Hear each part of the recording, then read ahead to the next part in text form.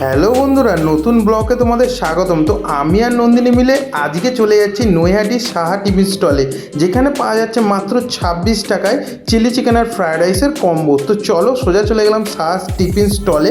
তো এখানে তোমাদেরকে অবশ্যই শঙ্করদা এবং সম্পাদির সাথে অবশ্যই আলাপ করিয়ে দেবো। তার আগে সব কিছু খাবার তোমাদের এক এক করে যতটা পারলাম সব দেখিয়ে দিলাম।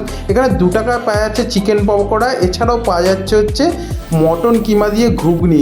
এই দেখো দিদি 26 টাকার প্লেট রেডি করছে, দেখতেই পাচ্ছ। ফ্রায়েড রাইস আর 2 পিস চিলি চিকেন দিল। তোমরা যদি এক্সট্রা চিলি চিকেন নিতে চাও তাহলে কিন্তু 8 টাকা করে পিস লাগবে। তো সোজা নিয়ে নিলাম, তারপরে নন্দিনী খেতে শুরু করে দিল।